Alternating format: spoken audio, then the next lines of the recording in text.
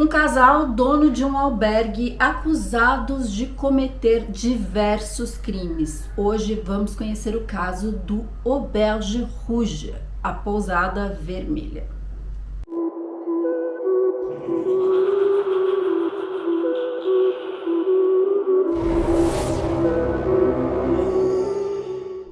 Oi, bem-vindos ao meu canal, eu sou a Flávia Ribeiro e você tá no Cafezinho Francês Investigação, um quadro aqui do canal onde eu falo sobre crimes reais, crimes que marcaram a história da França e também da Europa. E se você chegou por aqui agora, aproveita, já se inscreve no canal, ativa aí o sininho das notificações para não perder mais nenhum vídeo. Deixa pra mim também o seu like no comecinho desse vídeo, que é muito importante para impulsionar esse vídeo para mais pessoas e fazer o canal crescer. E você que é meu parceiro de toda a semana, já sabe, deixa pra mim o seu joinha. Gente, hoje eu vou contar pra vocês um clássico francês, um caso muito famoso, uma pousada que teria sido palco de diversos crimes, de diversos assassinatos e roubos, e o local ficou conhecido como Auberge Rouge, que é pousada vermelha, ou também Auberge Sanglante, que seria pousada ensanguentada. Uma história real, mas também muito antiga, de 1831, então podemos dizer que há um limite aí bem tênue do que aconteceu realmente e o que foi inventado durante todos esses anos e virou uma lenda. Bom, mas para entender essa história toda, eu preciso te contar desde o princípio.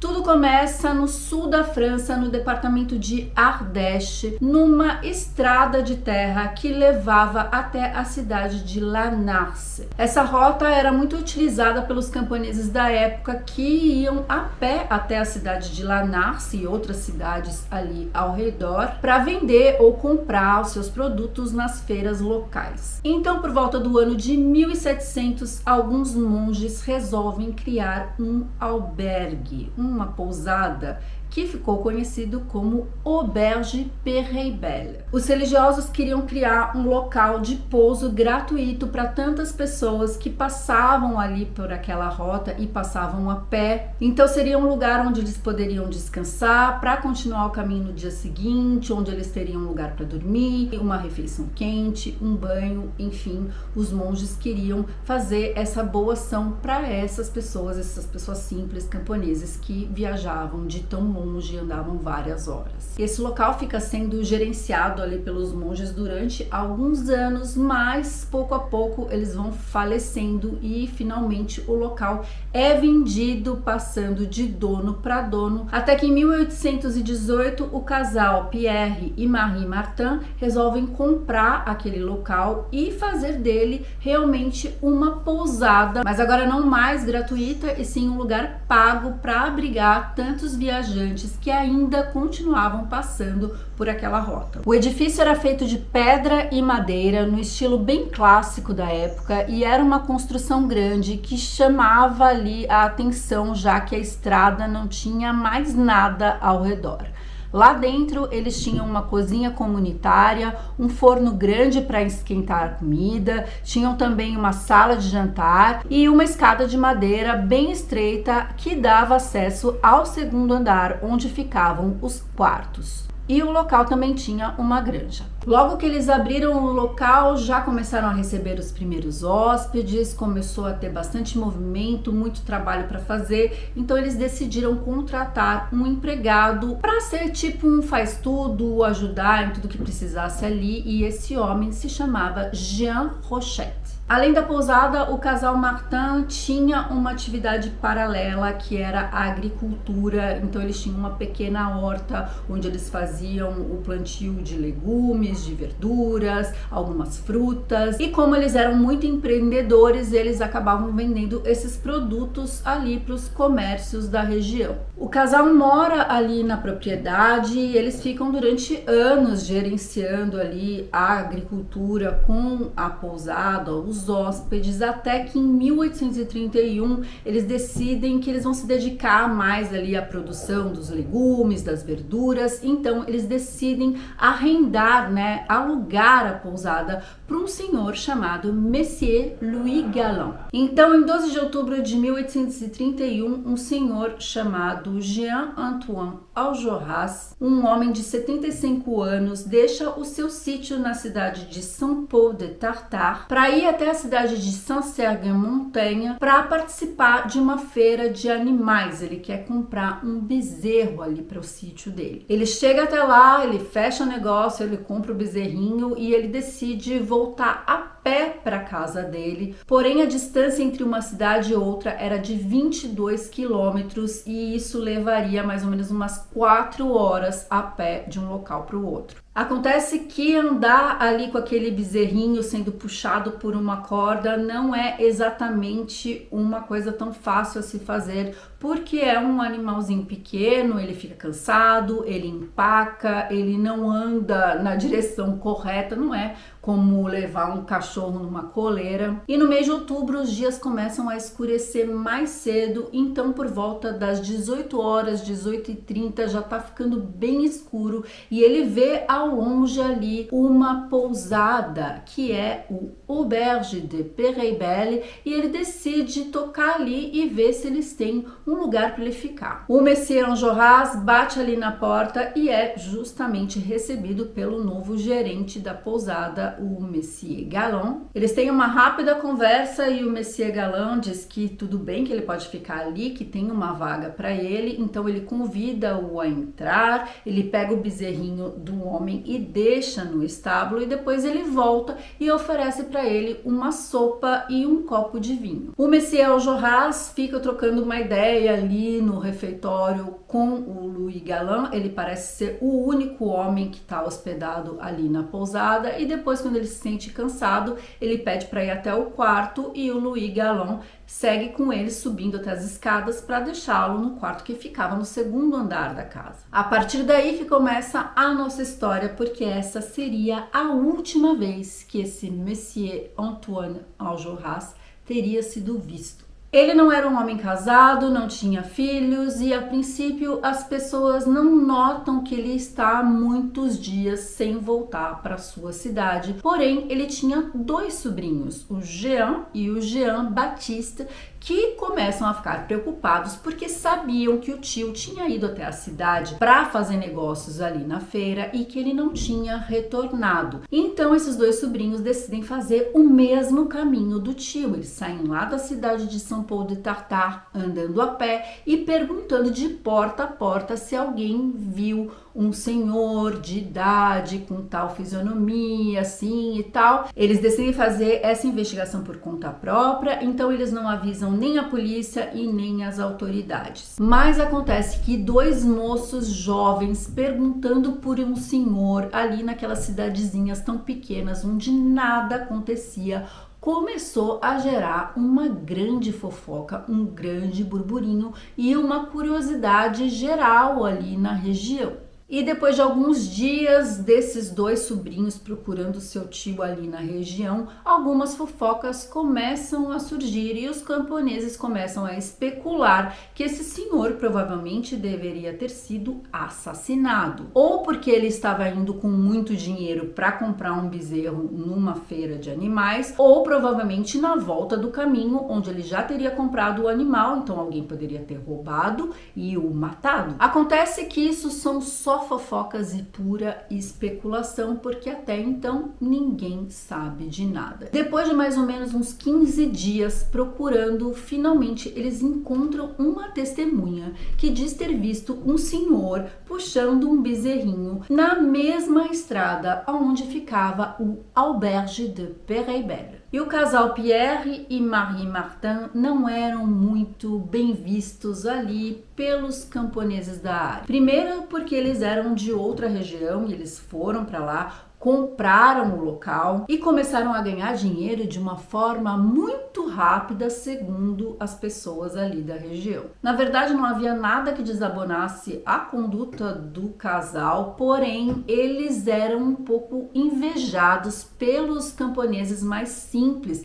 que o viam como milionários, mas eles estavam longe de ser tão ricos o quanto todo mundo imaginava. Existia outros fazendeiros ali da região que tinham muito mais dinheiro que eles. Além disso, também tinha um rumor de que os albergues, as pousadas ali da época, não eram lugares assim muito bons para se ficar. Eles eram considerados locais sujos, locais de prostituição, locais de bebida, locais de jogos. Mas ao contrário do que todo mundo pensava, ali aquela pousada era extremamente familiar. Porém, quando os sobrinhos escutaram essa história de que alguém realmente tinha visto um senhor com certas características e puxando um bezerrinho ali perto do albergue, da pousada, eles acreditaram que seria do perfil do seu tio parar ali para descansar. Então, no dia 25 de outubro de 1931, eles decidem ir até o juiz da cidade para dizer que eles estavam desconfiados que alguma coisa tinha acontecido com o seu tio e que isso teria acontecido no Auberge Perret-Belle. No dia seguinte, o juiz Messier Etienne Duclos resolve sair então para fazer uma visita informal até ali o albergue, onde ele é recebido pelo gerente, o Monsieur Galland. Ele não tem um mandado de busca, nenhum documento oficial, porém o Monsieur Louis Galland não impede a entrada do juiz, que acaba dando uma olhada ali no local de uma forma geral e não encontra nada de muito suspeito. E então ele pergunta se o Monsieur Galland tem algum registro dos hóspedes e, na verdade, o Galland não era nem um pouco organizado,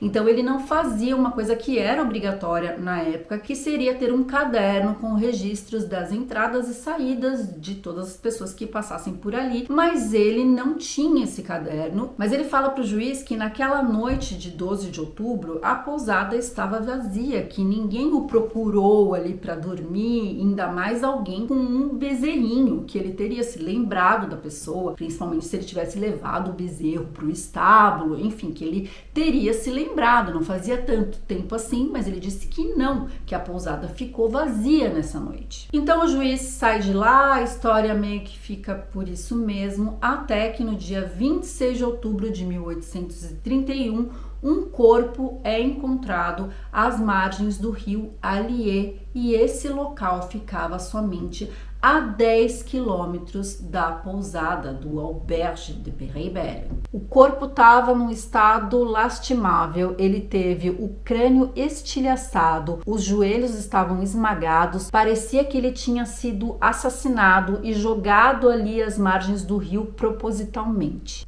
E aquele corpo realmente pertencia ao tio tão procurado, o Monsieur Antoine Enjolras. A polícia então é chamada para examinar o local, examinar o corpo, e logo eles percebem que o homem ainda está portando a sua carteira e que dentro dela tem muito dinheiro. Então eles começam a pensar que talvez aquele senhor não teria sido assassinado e sim sofrido algum acidente. Uma outra coisa é que o bezerrinho também não tinha sido encontrado, não estava ali com ele, não estava vagando ali nas ruas de terra da cidade. Então os policiais começaram a se questionar se ele realmente teria chegado até essa feira e realmente comprado o animal. Mas para saber se tinha sido um acidente ou um homicídio, era preciso que um médico legista viesse para fazer a necrópsia. E naquela época não existia assim um procedimento para fazer uma necrópsia assim bem feita. Primeiro porque isso era feito no próprio local onde o corpo era encontrado. E depois não existia um médico legista na cidade. Era o primeiro médico que tivesse disponível na região. Então esse médico chegou até ali e disse que teria sido uma morte muito violenta e que os joelhos teriam sido quebrados propositalmente depois da morte dele para fazer soar realmente como se tivesse sido um acidente. Depois que o médico concluiu que aquilo tinha sido um homicídio e não um acidente, as pessoas da cidade e da região começaram a falar que esse homem teria sido assassinado na pousada, no Auberge Perret-Belle. E o juiz, que já tinha passado informalmente ali pela pousada, era um homem muito conhecido por fazer justiça assim bem rápido. Ele sempre queria colocar os culpados rapidamente na cadeia. E então ele dá ouvidos a essas fofocas que estavam rolando ali na cidade. Ele vai imediatamente até a pousada e lá ele encontra o Pierre Martin, seu sobrinho André Martin e o Jean Rochette. E então ele resolve levar os 3 presos. E assim os 3 são colocados na mesma cela na prisão de Argentières. E aqui eu vou abrir um parênteses para contar o contexto histórico da época, que é muito importante nesse caso. Porque a França estava vivendo a monarquia de Júlio, que tinha sido instaurada em 9 de agosto de 1830, então um ano antes. Esse regime político estava sendo muito contestado, então várias manifestações estavam acontecendo em todos os cantos do país. E principalmente naquela região estavam acontecendo muitas manifestações, e vocês sabem que os franceses são famosos, né? Uma tradição francesa brigar muito por algum direito. Eles lutam, eles pegam em armas, eles botam fogo em tudo. Isso é o clássico francês e naquela época não era nada diferente. E a maior revolta que estava acontecendo ali na região é porque no antigo regime os camponeses do local podiam entrar nas florestas, cortar as árvores para recuperar a madeira que ia aquecer as casas durante o inverno. E com essa mudança de monarquia, isso não era mais permitido. Eles não poderiam mais fazer isso gratuitamente, isso teria que ser pago. E acontece que o casal Pierre e Marie Martin, eles também eram favoráveis ao antigo regime, e isso era sabido ali por todo mundo, até porque a maioria dos camponeses eram pelo antigo regime, e por esse motivo o juiz queria dar um fim logo para esse caso. Seria bom se eles fossem condenados, punidos, porque serviria de exemplo para as pessoas que não estavam aceitando o regime. Pouco tempo depois da prisão dos 3 homens, a Marie Pierre também é levada para a cadeia. Agora são 4 pessoas acusadas de assassinato, mas sem alguma prova concreta, baseada somente em especulação e falatório da cidade. Um fato bem curioso é que, como eu disse para vocês, o casal ele não estava mais se ocupando da gerência da pousada. Eles tinham arrendado a pousada para o Monsieur Louis Galland, e em nenhum momento o Louis Galland foi questionado de estar envolvido nessa história toda. Ele não foi preso, tudo estava centralizado no casal. E como eles estavam presos, o Monsieur Galland achou que não era mais necessário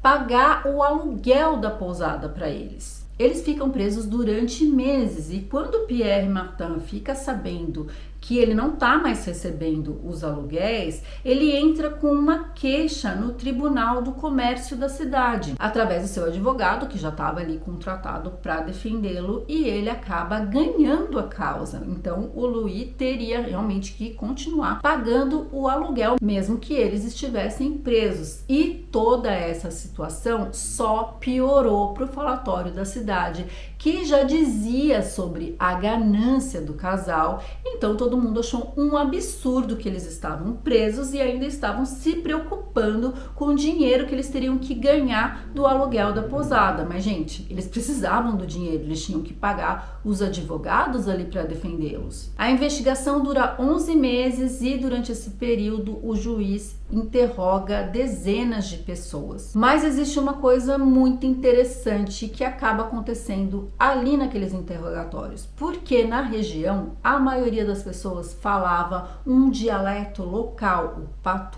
As pessoas eram ouvidas nesse dialeto e alguém transcrevia o que eles diziam para o francês, porque era a lei, né? Eles tinham que transcrever todo o depoimento em francês. E ao final ali do interrogatório, essas pessoas então tinham que assinar o que elas tinham dito, só que nenhuma delas era capaz de dizer que o que estava escrito ali era realmente o que elas tinham contado. Então eles basicamente assinavam na confiança, não sabiam se o que estava escrito ali era realmente o que eles tinham dito. E isso é uma situação bem estranha, para dizer o mínimo. Obviamente que os acusados também foram escutados, né? Eles foram interrogados e todos negaram a participação no assassinato do Monsieur Enjolras, mas o juiz não estava muito interessado em escutar o lado deles e sim a interrogar todo o resto da cidade que estava falando mal do casal. Espontaneamente começam a surgir mais e mais pessoas vindas de outros locais, de outras cidades, dizendo que já tinham ficado hospedadas no albergue e que tinham sido furtadas, que tinham sido roubadas.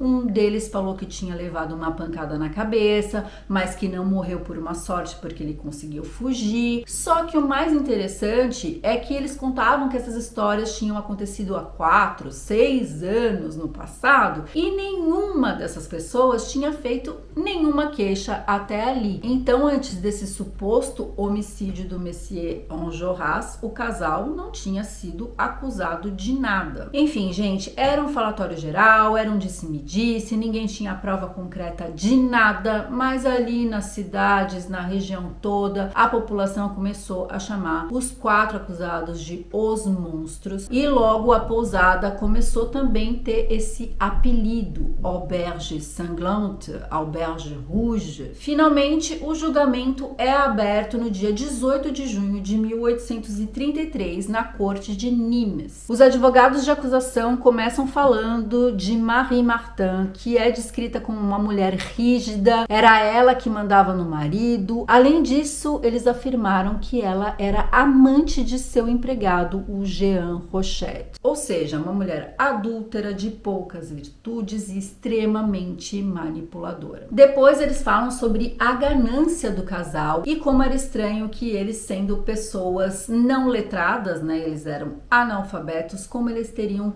conseguido ganhar uma riqueza tão grande, sendo que eles eram simples camponeses e que agora eram donos de uma grande fortuna, né, e de uma pousada. Durante 7 dias de julgamento, 109 pessoas foram escutadas ali como testemunha, que só confirmaram os rumores da época. Uma mulher disse ter trabalhado ali com o casal como cozinheira e ela disse ter visto os corpos sendo esquartejados e que ela tinha sido obrigada a colocar pedaços de carne em tortas, marmitas que eram consumidas pelos próprios hóspedes no dia seguinte. Outras pessoas diziam que passavam ali frequentemente na frente da pousada e que da chaminé saía uma fumaça preta e fétida e que claramente eles colocavam as pessoas para ser queimadas dentro do forno. Uma outra pessoa disse já ter visto os lençóis manchados de sangue no varal e 2 homens deram um depoimento muito parecido, dizendo que tinham visto o casal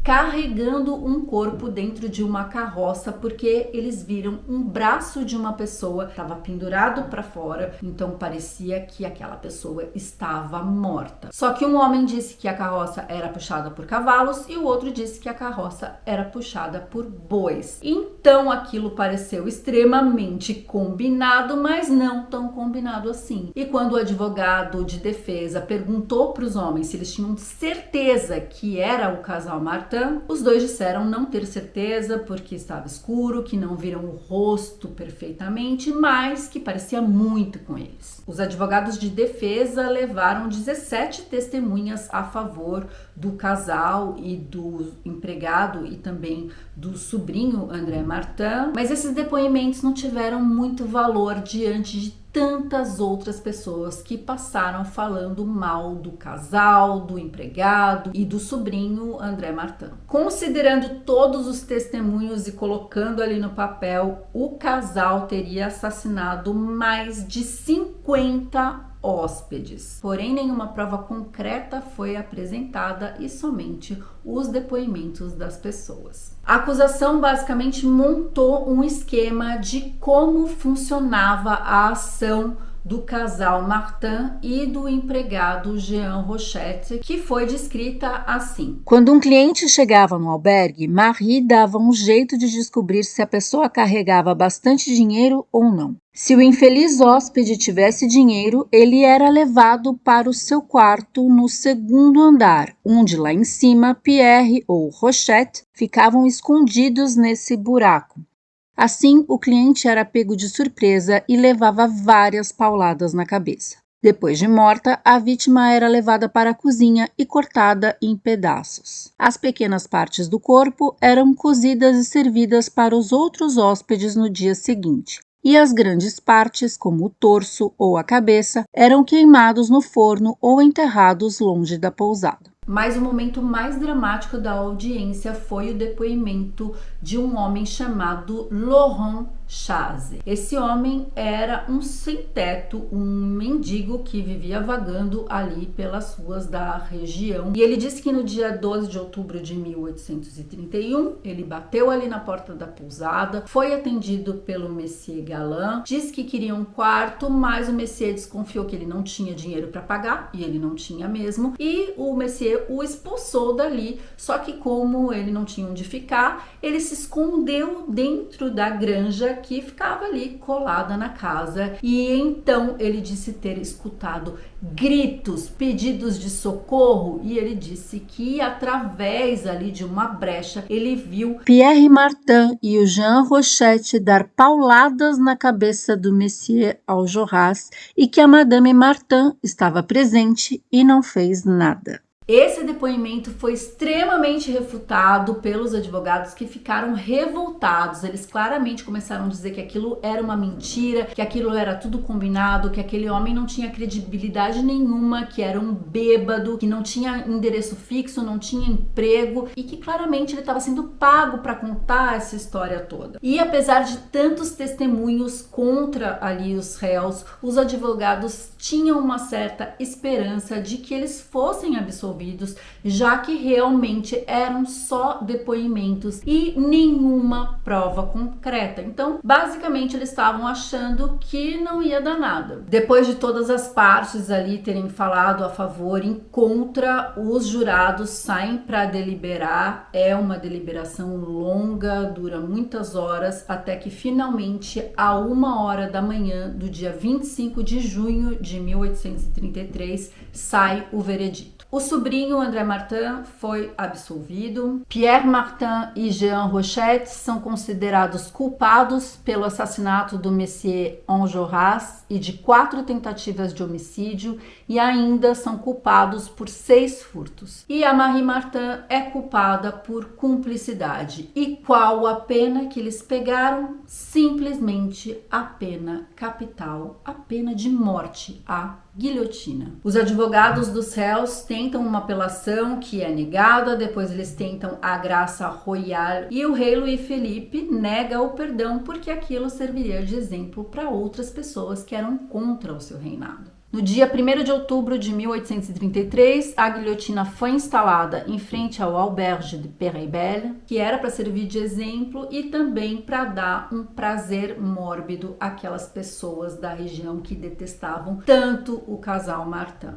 Assim, no dia 2 de outubro de 1833, os 3 foram executados em frente à sua própria pousada e ali estavam presentes mais de 4.000 pessoas, o que era muita gente para uma região tão isolada. Primeiro cortaram a cabeça da Marie, depois do Pierre e por último do Jean Rochette. E dizem que o Jean Rochette, antes de ter sua cabeça colocada ali na guilhotina, que ele gritou: "Meu Deus, o que eles me obrigaram a fazer?" E isso teria sido uma confissão pública de último minuto, talvez como um arrependimento, talvez pedindo a piedade divina. Porém, ninguém sabe se essa história é real ou se é uma lenda que foi inventada aí ao longo dos anos. Naquela mesma noite do dia 2 de outubro de 1833, os 3 corpos foram enterrados no cemitério da cidade de Lanarce,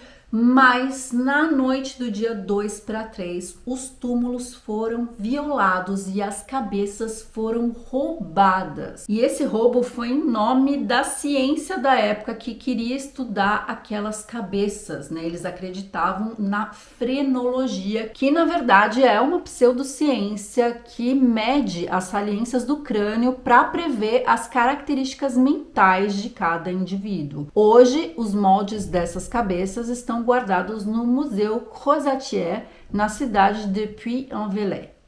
Gente, esse pode ter sido um dos maiores erros judiciários da história da França, já que nunca se provou absolutamente nada sobre esses condenados. E muitos historiadores dizem que naquele local nenhum sangue foi derramado e nenhuma pessoa foi morta além de 3 pessoas: Pierre, Marie e Jean Rochette. 4 filmes foram feitos baseados nessa história, o último deles foi lançado em 2007, também tem muitos livros, muitos contos, peças de teatro e até um jogo foi lançado com esse tema do Auberge Sanglante. E o Auberge de Peyreibel sobreviveu ao tempo e depois de todos esses anos ele continua no mesmo local e hoje em dia ele virou uma espécie de museu. Então os donos dali resolveram reconstruir essa história, colocando exatamente como era ali na época, e é possível fazer uma visita guiada ali no local, onde você vai conhecer todos os detalhes da história. E no local onde eles foram guilhotinados, hoje existe uma pedra provando que a história é real. E por mais ou menos uns 50 euros, se você tiver coragem, você pode passar uma noite na pousada de Peyreibel,